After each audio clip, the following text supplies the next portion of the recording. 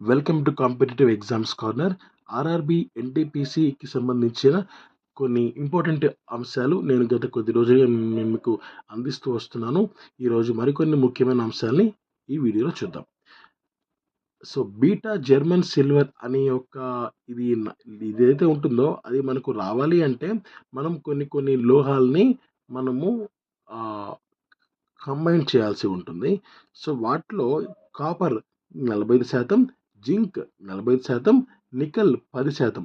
ఈ మూడింటిని ఈ ఈ మిశ్రమంలో మనము మిక్స్చర్ చేస్తే మనకు బీటా జర్మన్ సిల్వర్ అనేది మనకు కనపడుతుంది. నెక్స్ట్ది మెనల్ లోహం వచ్చి కాపర్ 30%, నికెల్ 67%.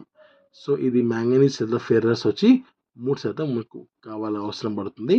నెక్స్ట్ వచ్చి నికెల్ కైనేజ్ మిశ్రమం, ఇది నికెల్ 20%,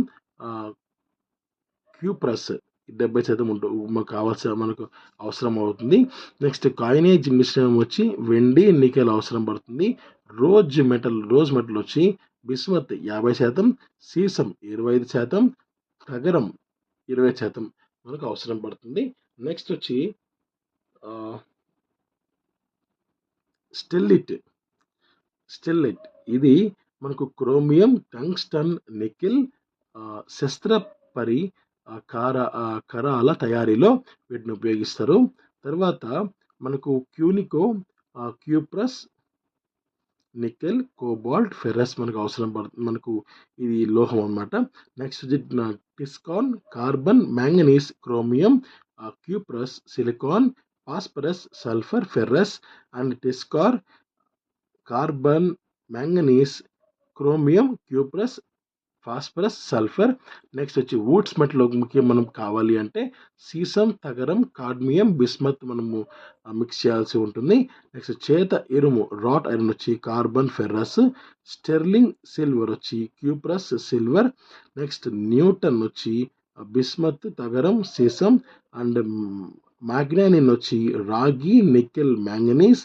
నెక్స్ట్ స్పైజల్ సన్ వచ్చి మనకు ఇనుము, కార్బన్, మ్యాంగనీస్ అన్నమాట. నెక్స్ట్ వచ్చి మనకు వై మిశ్రమ లోహం మ్యాగ్నీషియం, నికెల్, రాగి, అల్యూమినియం. నెక్స్ట్ లిపోవిస్ట్ మిశ్రమ లోహం బిస్మత్, సీసం, తగరం, కాడ్మియం అండ్ ప్యూటర్ వచ్చి టిన్, లెడ్ అవసరం పడుతుంది. నెక్స్ట్ ఇక్కడ వ్యాధి నిరోధక టీకాలు వాటిని కనుక్కున్న సంవత్సరం మనం చెప్పాల్సి ఉంటుంది. ఫస్ట్ మనం అబ్జర్వ్ చేస్తే 1798లో మొదటిసారిగా మసూచి వ్యాధికి ఎడ్వర్డ్ జెన్నర్ వ్యాక్సిన్ని కనుగొన్నారు ఆయన. నెక్స్ట్ది 1879లో కలరా వ్యాధికి వ్యాక్సిన్ కనుక్కున్నారు. 1885లో లూయిస్ పాస్చర్ మరియు ఇమైల్ రౌక్స్లో ర్యాబిస్కు వ్యాక్సిన్ కనుక్కున్నారు. నెక్స్ట్ది 1890లో ధనుర్వాతానికి వ్యాక్సిన్ తయారు చేశారు. నెక్స్ట్ది 1896లో టైఫాయిడ్కు వ్యాక్సిన్ తయారైంది. నెక్స్ట్ది 1897లో బ్యుబోనిక్ ప్లేగు వ్యాధికి వ్యాక్సిన్ తయారైంది. నెక్స్ట్ 1921లో డిప్తీరియాకు వ్యాక్సిన్ని కనుగొన్నారు వాళ్ళు. నెక్స్ట్ క్వశ్చన్, నెక్స్ట్ది 1926లో కోరింత దగ్గుకు వ్యాక్సిన్ని కనుగొన్న సంవత్సరం ఇది.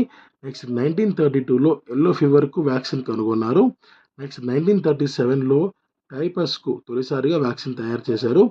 1945లో ఇన్ఫ్లుయెంజాకు వ్యాక్సిన్ కనుగొన్నారు. 1952లో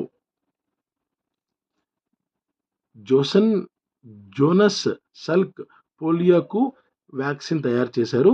నెక్స్ట్ 1954లో జపనీస్ ఎన్సెఫలైటిస్కు వ్యాక్సిన్ తయారు చేశారు. నెక్స్ట్ 1954 వచ్చి ఆంథ్రాక్స్ వ్యాక్సిన్ తయారు చేశారు. 1957లో ఎడ్నో వైరస్ 4 మరియు 7కు వ్యాక్సిన్ తయారు చేశారు. 1962లో పోలియో వ్యాక్సిన్ కనుగొన్న సంవత్సరం ఇది. 1963లో మనకు మొదటిసారిగా కట్టుకు వ్యాక్సిన్ తయారు చేశారు. 67లో గవదల వాపుకు తొలిసారి వ్యాక్సిన్ తయారు చేశారు. 1970లో రూబెల్లాకు వ్యాక్సిన్‌ని కనుక్కోవడం జరిగింది. ఇన్ ద సేమ్ వే 1974లో చికెన్ పాక్స్‌కు, 1977లో న్యూమోనియా, 1978లో మెనింజైటిస్‌కు, 81లో హెపటైటిస్ బి, 85లో హెమోఫిలస్ ఇన్ఫ్లుయెన్జాe టైప్ హెచ్ఐబికి వ్యాక్సిన్ కనుగొన్నారు.